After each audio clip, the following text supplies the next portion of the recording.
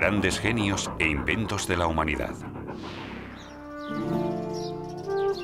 Seguro que antes de la época y el trabajo de Isaac Newton, las manzanas también caían al suelo.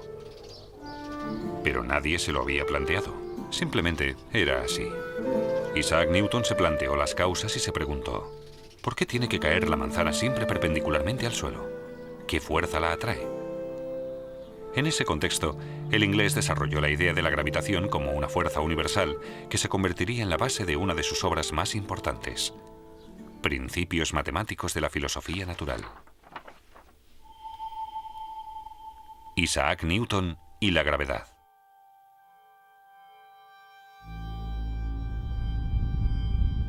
Los movimientos de los astros siempre han fascinado al hombre. Desde el principio de los tiempos, ha intentado averiguar las leyes subyacentes.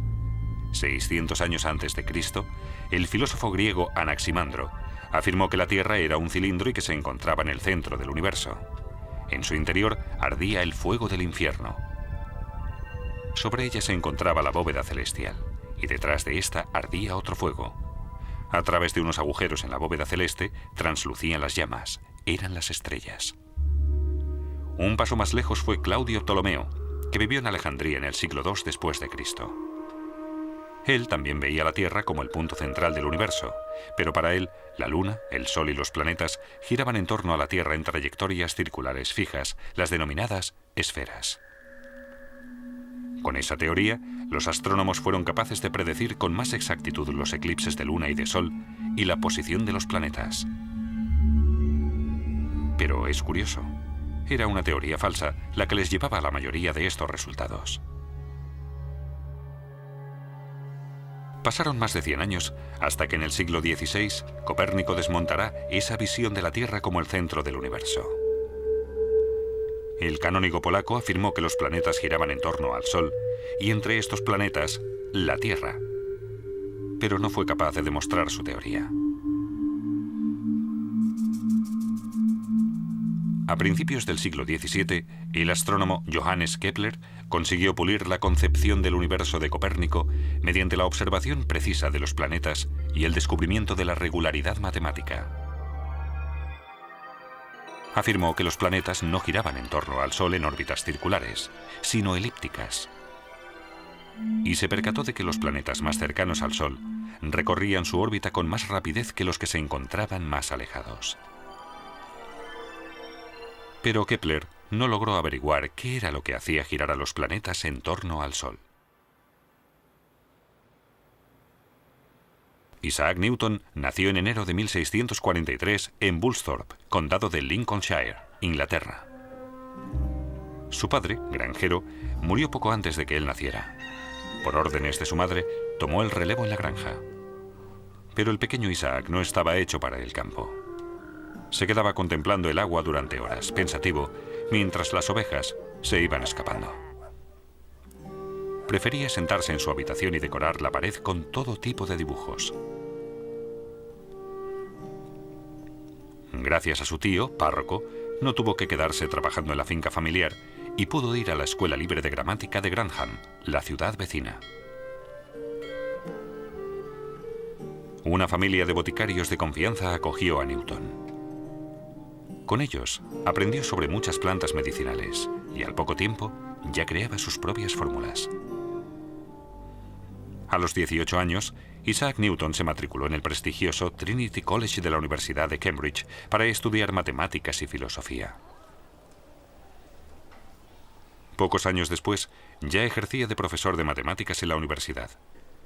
Sin embargo, sus inquietudes iban más allá del campo de las matemáticas. Newton se interesó por diversos fenómenos físicos y químicos, y él mismo fabricaba las herramientas que necesitaba para sus investigaciones. Con su telescopio reflector, estudió los movimientos de los planetas en el cielo estrellado, pero se preguntaba qué era lo que los mantenía en sus órbitas elípticas.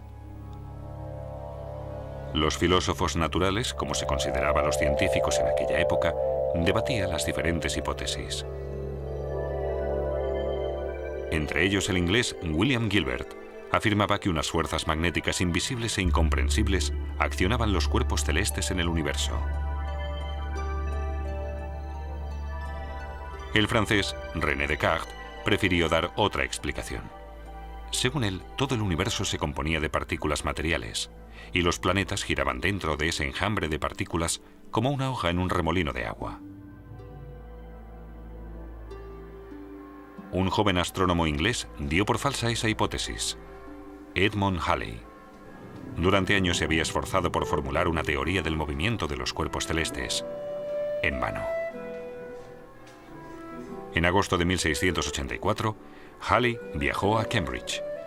Allí coincidió con Isaac Newton, de 41 años, y pensó, esperanzado, que quizás aquel prestigioso profesor de matemáticas sabría algo más y podría ayudarle. Halley hablaba de una fuerza central que situaba los planetas en su órbita. Eso no era nuevo para Newton. Hacía muchos años, cuando estudiaba, Newton se había hecho cargo de la misma cuestión. Y formuló, al parecer sin esfuerzo, una teoría matemática sobre los efectos de esa fuerza. Pero nunca se había preocupado por publicarla y prácticamente la tenía en el olvido.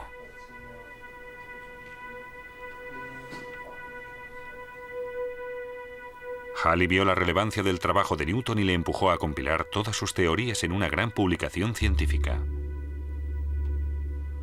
Newton cedió y comenzó a trabajar en sus principios matemáticos de la filosofía natural.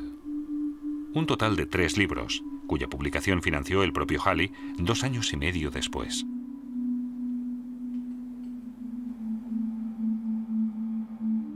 Newton formuló, entre otras, las 3 leyes que hasta hoy constituyen las bases de la mecánica. Esta es la primera ley. Todo cuerpo permanece en su estado de reposo o de movimiento rectilíneo uniforme, a menos que otros cuerpos actúen sobre él.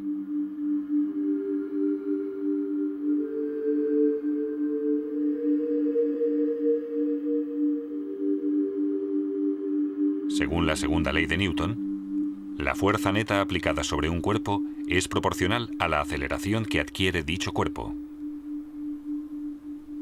La constante de proporcionalidad es la masa del cuerpo. Y la tercera es la ley de acción-reacción.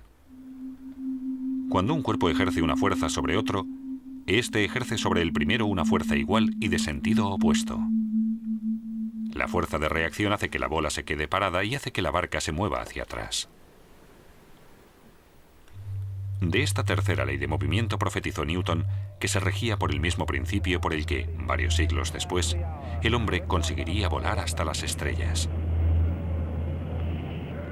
Con ello quiso decir que el principio de acción-reacción sería el que haría volar un cohete espacial. El gas caliente que expulsan las cámaras de combustión es lo que produce que el cohete salga disparado en sentido contrario. Isaac Newton ve en las fuerzas la causa del movimiento de los cuerpos. Y en el caso de la Luna, afirma que lo que hace que permanezca en su órbita elíptica es únicamente la atracción de la Tierra. La fuerza contraria a esta es la fuerza centrífuga, que impide que la Luna se abalance sobre la Tierra. A la fuerza de atracción, Newton la denominó fuerza de gravedad. Ahora, con la velocidad de la órbita lunar y la fuerza de atracción de la Tierra, Newton ya puede demostrar matemáticamente que los planetas se mantienen en su órbita por la fuerza centrífuga y la de gravedad.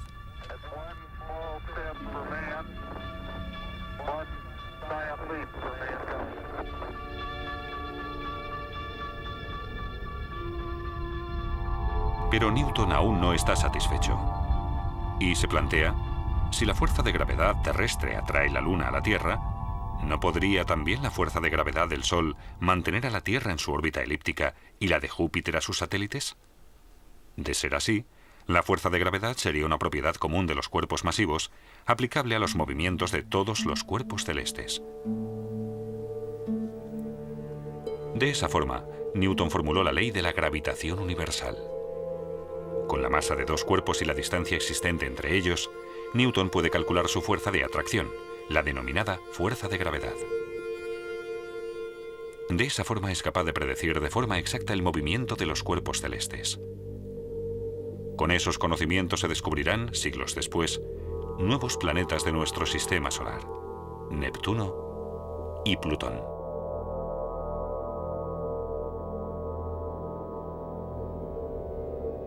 Con la ley de la gravitación de Newton, se corrobora matemáticamente la concepción del mundo de Copérnico. Y por fin, se despejan las dudas sobre la Tierra.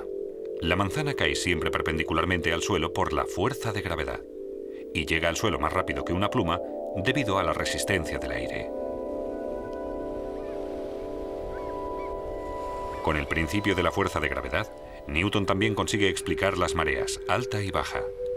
Lo que influye sobre el nivel del mar es la fuerza de gravedad de la Luna.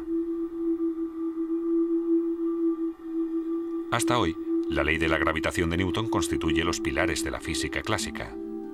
Pero a principios del siglo XX llegaron Albert Einstein y su relatividad. El trabajo de Einstein revolucionó nuestra imagen del universo. El físico alemán desmontó la teoría de Newton que afirmaba que el espacio y el tiempo eran independientes uno de otro. Fue más lejos en sus escritos y afirmó que la gravedad influye en el transcurso del tiempo. En un planeta mayor y más pesado, el tiempo transcurre más despacio que en uno más pequeño y ligero. Newton describió la gravedad como una fuerza entre dos cuerpos. Einstein la percibe como una propiedad capaz de alterar el espacio y el tiempo. La gravedad de Einstein no solo afecta a los cuerpos, también tiene influencia sobre las ondas electromagnéticas y, por tanto, sobre la luz.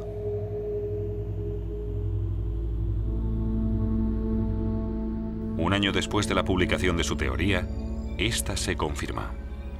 Durante el eclipse de Sol del año 1919, los astrónomos observaron que un rayo de luz de una estrella lejana, como Einstein había augurado, se desvió sobrepasando el Sol.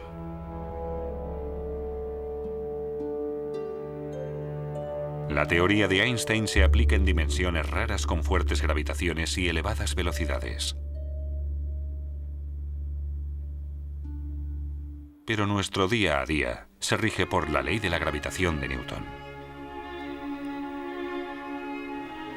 A los 50 años, Newton puso fin a sus investigaciones científicas.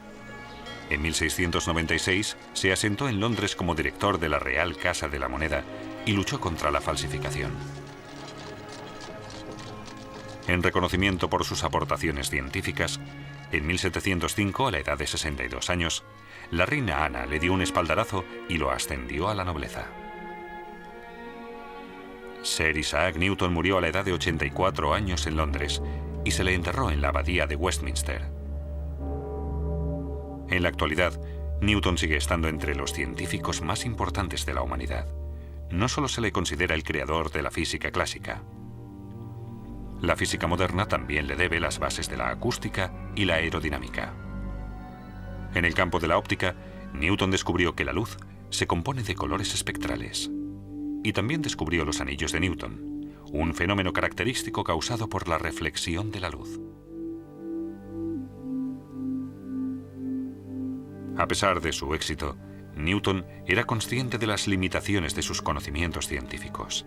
En sus apuntes escribió: "No sé lo que puedo parecer al mundo, pero para mí mismo, solo he sido como un niño jugando a la orilla del mar y divirtiéndome al hallar de vez en cuando un guijarro más suave o una concha más hermosa que de costumbre, mientras que el gran océano de la verdad permanecía sin descubrir ante mí".